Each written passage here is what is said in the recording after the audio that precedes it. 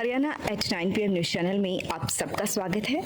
आइए आपको कराते हैं खबरों। छुट्टियों पर चल रही एसएमओ डॉक्टर आशा शेरावत व स्टाफ नर्स राजेश के मनमाने रवैये से खफा स्वास्थ्य कर्मियों ने तीसरे दिन भी धरना जारी रखा। खरखुदा में रोजाना 250 से 300 मरीज की ओपीडी होती है, लेकिन धरने का असर उन मरीजों पर भी पड़ रहा है जो मरीज अपना इलाज खरखुदा के सरकारी अस्पताल से कर रहे थे। धरना पक्ष के डॉक्टरों का दावा है कि जो पहले एसएमओ शेरावत के पक्ष में थे वे भी अब धरने पर आकर बैठ गए हैं। अधिकतर नर्स स्टाफ भी धरने पर आ गया है। सीएमओ व डिप्टी सीएमओ ने दोनों की डेपुटेशन जल्द करवा देंगे और बाद में स्थायी ट्रांसफर के लिए निदेशालय लिखित भेज देंगे। इस आश्वासन पर स्वास्थ्य कर्मी नहीं माने और उन्होंने कहा कि अब जब तक दोनों की स्थायी बदली नहीं हो जाती तब तक ये धरना जारी रहेगा। धरने में विधायक जयवीर वाल्मीकि, मीना नरवाल, राजू थानक, जय भगवान मास्टर सहित कई नेता भी धरना स्थल पर पहुंचे। स्वास्थ्य कर्मियों ने कहा कि या तो आपकी सरकार इनकी बदली कर दे, नहीं तो 2 महीने बाद दूसरी सरकार उनकी बदली करेगी। ओपीडी सेवाएं बंद, इमरजेंसी व लेबर रूम बहाल। धरने के मद्देनजर खरखुदा के अस्पताल में इमरजेंसी सेवाएं व डिलीवरी, लेबर रूम संबंधित सेवाएं निरंतर संचालित हो रही हैं, जबकि ओपीडी सेवाएं बुरी तरह से प्रभावित हो गई हैं, जिसके कारण रोजाना 200 से 300 मरीजों को बगैर इलाज के ही वापस लौटना पड़ रहा है। डॉक्टर कमलराज दुआ व डॉक्टर नरेश सचदेवा के नेतृत्व में खरखुदा के दुकानदार एसडीएम श्वेता सुहाग से मिले और उन्होंने मुख्यमंत्री नायब सिंह सैनी के नाम एक ज्ञापन सौंपा। इस मौके पर उन्होंने अपनी मांग की कि सरकार द्वारा मालिकाना हक को लेकर चलाई गई स्कीम के तहत वर्ष 2023 में किराए की दुकानों की मिल्कियत अपने नाम करने के लिए अप्लाई किया था, लेकिन लोकसभा चुनाव के मद्देनजर अप्लाई के बाद पोर्टल बंद हो गया था, जिसके कारण उन्हें लाभ नहीं मिल पाया और अब वह लगातार नगर पालिका कार्यालय के चक्कर लगा रही हैं, लेकिन उन्हें सरकार की इस योजना का लाभ नहीं मिल रहा, जिसके कारण वे अब लगातार दुकानों का किराया जमा करने आ रही हैं। जबकि प्रदेश सरकार ने योजना चलाई थी कि जो दुकानदार नगर पालिका के किराएदार हैं उन्हें अब मालिक बनाया जाएगा। कलेक्टर रेट पर डिस्काउंट करके उनकी रजिस्ट्री कराई जाएगी और उनके पैसे भरवाए जाएंगे। खरखुदा के दुकानदारों को इस योजना का लाभ नहीं मिल रहा है। दुकानदारों ने मांग की कि जो पोर्टल पिछले काफ़ी समय से बंद है उसे खोला जाए ताकि उन्हें लाभ मिल सके। कल्पना चावला विद्यापीठ के विद्यार्थियों ने खंड स्तरीय लीगल लिटरेसी प्रतियोगिताओं में स्थान प्राप्त किया। लीगल लिटरेसी प्रतियोगिताओं में निबंध लेखन, नारा लेखन, कानूनी मुद्दों पर प्रश्नोत्तरी प्रतियोगिता, वाद विवाद, कविता गायन, on the spot painting, power point presentation, documentary film की तैयारी, सामाजिक मुद्दे शामिल थे।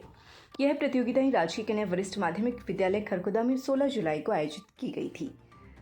अनुष्का पुत्री दिनेश ने नारा लेखन में दूसरा, गुंजन पुत्री सोनू ने कविता प्रतियोगिता में दूसरा, हिमांशी पुत्री राकेश कुमार व तन्वी पुत्री देवेंद्र ने वाद विवाद प्रतियोगिता में भाग लेकर तीसरा स्थान प्राप्त किया।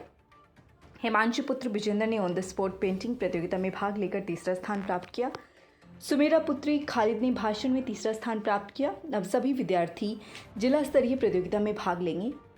विद्यालय प्राचार्य उषा वत्स ने सभी छात्र छात्राओं को प्रोत्साहित किया। उन्होंने यह भी बताया कि छात्र कानूनी साक्षरता मिशन का मूल उद्देश्य छात्रों के साथ साथ जनता को भी समाज में उनके व्यवहार को आधिकारिक तरीके से नियंत्रित करने के लिए कानून के नियमों और अधिकारों के बारे में जागरूक करना है। बैठक में लिया मंत्रियों के आवास पर प्रदर्शन करने का फैसला।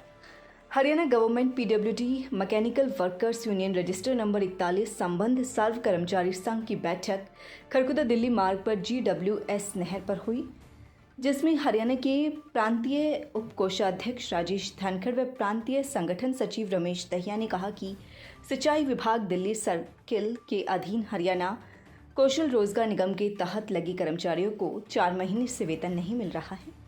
हरियाणा सरकार ने अभी तक इन कर्मचारियों को सैलरी का कोई प्रावधान नहीं है।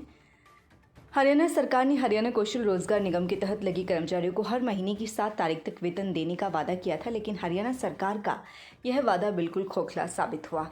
इसलिए संगठन हरियाणा सरकार से मांग करता है कि इन कर्मचारियों को तुरंत प्रभाव से वेतन दिया जाए।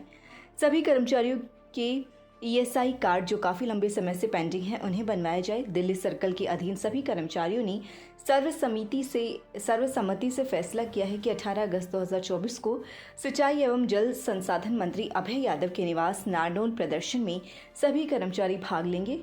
25 अगस्त 2024 को जन स्वास्थ्य अभियंत्रिक विभाग एवं लोक निर्माण विभाग मंत्री डॉक्टर बनवारी लाल के निवास स्थान पर प्रदर्शन किया जाएगा। 1 सितंबर 2024 को विकास एवं पंचायत राज्य मंत्री महिला पाल ढांडा के निवास स्थान पानीपत में प्रदर्शन किया जाएगा। सिंचाई विभाग में 2009 में कैनाल गार्डन के पद पर ग्रुप डी में जो भर्ती हुई थी, कैनाल गार्ड की भर्ती योग्यता 12वीं पास व हरियाणा पुलिस का फिजिकल, इसके बावजूद भी आज तक इसको 3 क्लास का दर्जा नहीं दिया गया। गुरुग्राम ब्रांच कैशियर नरेश मलिक, प्रदीप मलिक, सुरेश धर्म, पंडित नवीन, भारत भूषण, सुरेंद्र, सुरजीत, जोगिंदर, शेर सिंह, देवेंद्र, परवीन, राम, सुरेश व अन्य कर्मचारियों ने भाग लिया। सांग में पंडित विष्णुदत्त ने सुनाया पूर्णमल का किस्सा। शहर के छपरेश्वर धाम के मंदिर में चल रहे सांग में पंडित विष्णुदत्त शर्मा ने पूर्णमल का रागनियों के माध्यम से किस्सा सुनाया।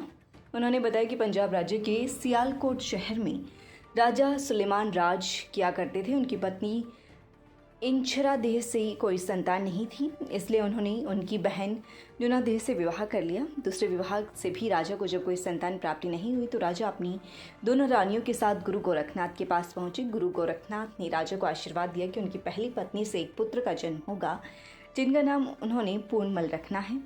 उसके साथ ही गुरु गोरखनाथ ने राजा को चेतावनी दी कि पूर्णमल को भोरे में अदृश्य रखना, क्योंकि पूर्णमल इतना तेजस्वी और सुंदर होगा जिसे देखकर स्वर्ग की अप्सराएं उसे उठा लेकर जा सकती हैं।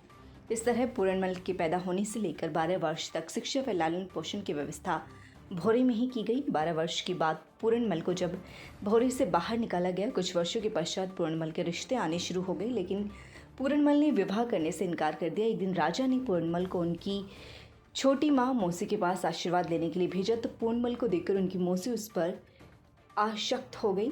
जब पूर्णमल अपनी मौसी को कहता है कि वह उसका पुत्र है, लेकिन उसकी मौसी नहीं मानती, राजा को पूर्णमल द्वारा बेअदबी का इल्ज़ाम लगा देती है। राजा भरी सभा में पूर्णमल को अपनी मौसी से बेअदबी करने की मौत की सजा सुना देते हैं। जल्लादों को हुक्म दिया जाता है कि जंगल में ले जाकर पूर्णमल को मार दें और सबूत के तौर पर उसकी दोनों आँखों व खून से भरा कटोरा लेकर आए।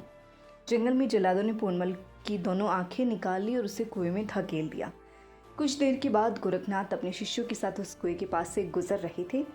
वह पानी पीने के लिए वहां पर रुक गए। उन्होंने कुएं से आवाज़ सुनी तो पूर्णमल को कुएं से बाहर निकाल लिया गया। गुरु गोरखनाथ ने पूर्णमल की आंखों को अपने तप बल से ठीक कर दिया और अपना शिष्य बनाकर चौरंगी नाथ का नाम दिया। इस तरह भक्त पूर्णमल ने अपना संपूर्ण जीवन बाबा चौरंगी नाथ सन्यासी के रूप में व्यतीत किया। सांग को सुनने के लिए क्षेत्र के हजारों लोगों ने आनंद उठाया। इस मौके पर बाबा मोहनदास द्वारा श्रद्धालुओं को आशीर्वाद दिया गया। डॉक्टर सेठी अमर हॉस्पिटल खरखुदा में हर मंगलवार व वीरवार को सुबह 8:30 बजे से 10 बजे तक आप लेप्रोस्कोपिक सर्जन एवं IVF विशेषज्ञ से संपर्क कर सकते हैं। न्यूनतम दाग स्त्री रोग सर्जरी विशेषज्ञ डॉक्टर अनुपमा सेठी, अरोड़ा, स्त्री रोग विभाग। अधिक जानकारी के लिए संपर्क करें 0130 29 831 32 89 504 04064। लगातार खबरों से बनी रहने के लिए चैनल को लाइक, सब्सक्राइब और शेयर जरूर करें। धन्यवाद।